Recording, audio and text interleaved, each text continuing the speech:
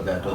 Selamat malam Ustadz, perkenalkan nama saya Nisa, mahasiswa dari kampus PTIK Jakarta, program studi pendidikan agama Islam. Iya.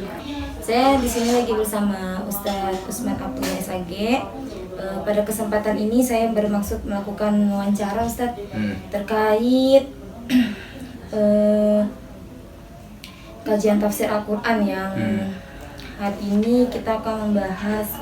Saya akan mau bertanya tentang kriminalitas. Nah kan dalam realitas masyarakat saat ini, kasus kriminalitas seperti pencurian dan kekerasan masih sering terjadi dan menimbulkan keresahan sosial ya Ustadz ya. Nah, Al-Quran sebagai pedoman hidup umat Islam tentu memberikan pandangan dan ketentuan terkait persoalan tersebut. Nah, lalu bagaimana pandangan tafsir dalam surat Al-Maidah ayat 38 tentang kriminalitas seperti pencurian dan kekerasan, Ustaz? Baik. Assalamualaikum warahmatullahi wabarakatuh. Waalaikumsalam warahmatullahi wabarakatuh. Saudari Nisa Humaidatus Zahra dari PTIK ya? Iya, PTIK. Universitas PTIK semester 5. Semester 5. Jurusan pendidikan agama Islam. Baik, berkenaan dengan surat Al-Maidah ayat 38. Auzubillahi minasyaitonirrajim. Bismillahirrahmanirrahim. Wassariqu wassariqatu faqta'u aydiyahuma jazaa'an bima kasaba nakalam minallah wallahu azizun hakim. Shadaqallahul azim. Pencuri baik laki-laki atau perempuan, faqta'u aydiyahuma, potong tangan keduanya. Jazaa'an bima kasaba, sebagai balasan, sebagai hukuman dari Allah atas kesalahannya, atas kejahatannya. Nakalam minallah wallahu azizun hakim, tapi Allah maha mulia dan maha bijaksana. Ayat ini turun begini ceritanya. Dulu ada seorang perempuan terhormat dari Bani Makhzum mencuri. Dia itu perempuan terhormat, kok mencuri gitu kan. Akhirnya diadukanlah sampai ke Rasulullah. Kata Nabi, potong tangannya. Nah, sebelum dilaksanakan pemotongan tangan, itu karena dia perempuan terhormat, para pembesar dari Bani Makhzum itu datang. Bagaimana caranya biar ketemu dengan Nabi ini? Biar sampai kepada Nabi bahwa dia wanita terhormat. Datanglah kepada Usama bin Zaid. Usama bin Zaid kan orang kesayangannya Nabi. Jadi anak atau kesayangan Nabi. Datanglah kepada Usama supaya hukum potong tangannya diganti, ditebus. Berapa maunya ditebus, berapapun maunya. Mau 500 onta, pokoknya itu suku itu siap nembus daripada perempuan ini tangannya dipotong, mereka berani tebus.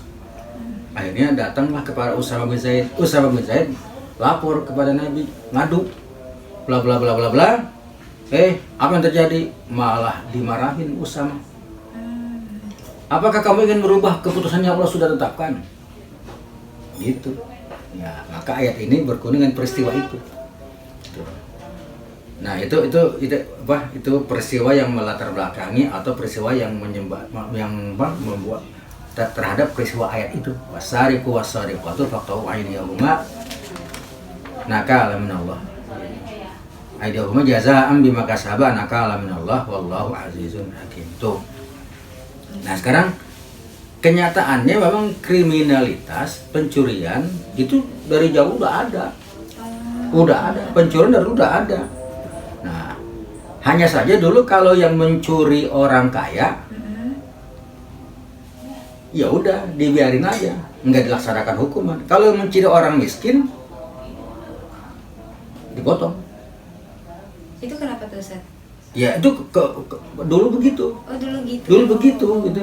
Nah, maka Nabi mengambil dengan kasus perempuan dari Bani Makhzum ini mencuri, mau dipotong Nabi karena dia terhormat, datang kepada Nabi, mereka coba menggoyah supaya Nabi tidak melaksanakan hukum potong tangan itu.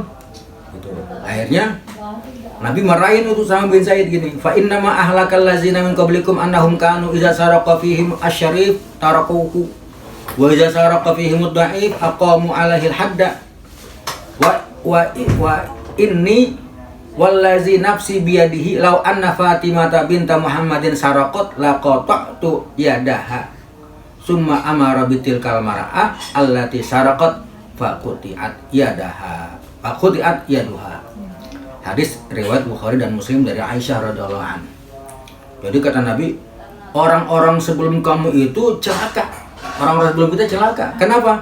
Kalau yang mencuri orang mulia diabaikan, dibiarin aja. Tapi kalau mencuri orang lemah, wah ditegakkan hukumannya. Gitu. Nabi akhir bilang begini, saya bersumpah andaikan Fatimah binti Muhammad mencuri sekalipun akan saya potong tangannya. Tuh. Itu apa? Kalau dalam hadis sampai asbabul wurud lahirnya hadis ini. Tuh. Maka syariat Islam mencuri ini bagaimanapun pencurian itu harus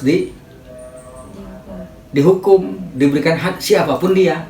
Mau laki-laki, mau perempuan, tetap potong. Gitu. Itu dasar prinsip. Kenapa begitu?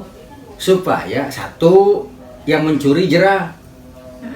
Kagak mau mencuri lagi. Kedua yang mencuri mikir-mikir. Nah, ketika pencurian itu tidak ada, maka otomatis tindakan kekerasan pun hilang. Karena orang kalau mencuri, kalau ketahuan pasti dihukum dan dia enggak mempertahankan diri dong. Saya mencuri, ketahuan, saya mempertahankan diri dong. Maka enggak, pencuri biasanya bawa senjata buat bela diri kalau ketahuan. Nah, terjadilah kekerasan, tindakan kekerasan, pembunuhan, begal, segala macam. Itu kan terjadi. Curi motor itu kan itu. Apa tuh? Karena efek jerah dari pencurian itu ingin ditimbulkan bahwa jangan sampai terjadi yang mencuri kapok, yang belum mencuri nggak berani karena ada efek jerah. Maka disitulah ditegakkan syariat Islam, itu hakikat dari ditegakkannya hukum potong tangan bagi pencuri. Itu prinsipnya. Nah, ada lagi? Batasan hukum potong tangan pada pencuri itu misalkan kayak kita ada yang mencuri makanan, itu apakah langsung dipotong tangannya atau gimana? Memang kemudian para ulama berbeda pendapat, tapi umumnya berdasarkan hadis Nabi nih, ada hadisnya Nabi nih. Mana tadi hadisnya tuh? Nih, karena Rasulullah sallallahu alaihi wasallam yaqta'u yada sariki fi rub'i dinarin fasaidan. Hadis riwayat Bukhari Muslim dari Aisyah radhiyallahu anha. Rasulullah itu memotong tangan pencuri yang mencuri 1/4 dinar atau lebih. Nah, batasannya 1/4 dinar. Kalau dinar kan emas ya, dinar emas. 1 dinar itu kan 4,23 gram ya. Berarti kalau 1/4 itu kan 1 gram. 1 gram kalau dikursrupiahkan kan, tapi ini bukan logam mulia. Emas 22 hitungannya, terendah gitu ya. Emas 22. Berarti kan kalau 1 gramnya katakanlah kalau kita ambil standar emas logam mulia yang sekarang 3 juta namanya, maka 1 gram ya nilai 3 juta. Ya berarti 2 juta lebih nilai pencuriannya 2 juta itu bisa dilaporkan. Gitu loh. Betul. Jadi ini ada batasnya. Kemudian bagaimana cara melaksanakannya? Apakah langsung orang ketahuan mencuri potong? Enggak begitu. Nah, harus ada syarat dan ketentuannya. Syaratnya apa? Satu itu nilai pencuriannya 1/4 dinar. Ya. Terus lebih. Kemudian dia sengaja melakukan pencurian, sengaja, tidak dipaksa, kan ada kan orang mencuri karena dipaksa gitu, atau karena terpaksa. Dia sengaja mencuri gitu, mengambil hak orang lain dengan tujuan untuk memilikinya. Nah itu jadi sengaja. Kemudian setelah ketahuan maka diproses dong. Nggak ujuk-ujuk orang nyolong langsung dipotong. Potong nggak, itu namanya kekerasan juga kan itu. Siapa yang menegakkan? Adalah sultan atau raja atau pemerintah. Nabi kan pemerintah kan, kepala negara waktu itu. Nabi sebagai kepala negara yang langsung mengambil keputusan. Nah sekarang diberikan kepada setiap negara, kepada ada sultannya kan, ada pemerintahnya, diserahkan kepada pemerintah untuk menegakkan hukum had potong tangan itu. Tuh. Bagaimana dipotong? Pertama yang dipotong tangan kanan. Tangan kanan dulu. Nah, potong tangan kanan. setelah tangan kanan, masih mencuri lagi, ketangkep lagi, Kiri. proses lagi, kaki Oh, kaki. kiri, ya kaki kiri, Oh, gitu. ya nanti ada ketentuan, mencuri lagi, ketahuan lagi, motong Tangan yang kirinya. tangan kiri, potong lagi, di mana sampai pergelangan tangan ya, kaki sampai pergelangan kaki juga potong, mencuri lagi, potong lagi kaki, sampai 4 kali masih mencuri juga, maka itu ditakzir. Pemerintah yang berikan kekuasaan itu orang biasanya diasingkan, itu pemerintah itu yang memberikan hukuman. Itu setelah ini apa? Hukuman itu batas hukumannya diserahkan sepenuhnya kepada pemerintah, ada kepada sultan yang diwakili oleh hakim. Gitu. Begitu. Jadi yang berhak motong pemerintah. Pemerintah dong, ya. Berarti ada proses hukumnya, ada perkara hukumnya. Tapi kalau dimaafin, nah, Berarti nggak jadi kalau nggak jadi udah dimaafin dengan, guys saya maafin, udah nggak apa-apa, udah selesai, nggak ada potong hatnya, dimaafin, nggak ada hat lagi, karena dimaafin sama yang dicuri barangnya, gitu, dimaafin gitu. Banyak setelah dikembalikan barangnya dan sebagainya, pokoknya ada proses dimaafin, udah nggak ada, gitu. Kan nanti ada saksinya, ada sidang, ya ada proses lah, ada proses persidangan, dinyatakan bersalah. Kapan melaksanakannya itu nanti ditetapkan oleh pemerintah juga untuk melaksanakan hadnya, itu. Oke? Baik, Ustaz. Apalagi? Misalkan yang udah dipotong tangannya di dunia, apakah di akhirat nanti ada hukuman lagi? Iya, kalau dihukum lagi kesian dong ya. udah dipotong, berarti kan begini. Had itu atau potongan tangan itu supaya dia bertaubat. Iya. Ya, setelah bertaubat, setelah dia bertaubat, diampuni nggak dosanya? Udah ampuni, gitu, diampuni. Allah Maha Pengampun, diampuni dosanya. Itu. Ya diampuni. Nanti dia udah hukum dunia udah selesai.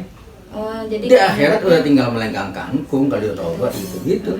Udah nggak ada akhirat lagi karena di dunia sudah dilaksanakan hukumannya. Yang penting hatinya udah itu ya. Taubat. Dia Iya, taubat. udah. Maka tadi kalau dia Iya. mencuri lagi potong lagi. Iya. Muncul lagi potong lagi. Memang berarti bebal nih orang. Itu udah berarti namanya apa sih ya? Udah klepto gitu. Apa klepto? Bawaannya pengen nyolong aja. Iya. Bawaannya kalau lihat barang orang pengen ngambil aja gitu. Itu kalau udah jangan sampai jadi penyakit gitu.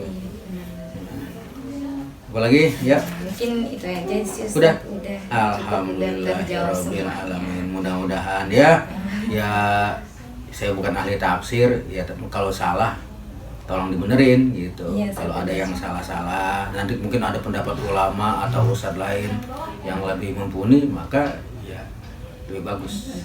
Demikian, mudah-mudahan saudari Nisa Umay Datus Zahra, mahasiswi PT IKI semester 5. 5. Jadi orang sukses. Amin ya robbal alamin. Wassalamualaikum warahmatullahi wabarakatuh. Nah, Waalaikumsalam warahmatullahi wabarakatuh. Terima kasih Ustaz. iya sama-sama. Alhamdulillah.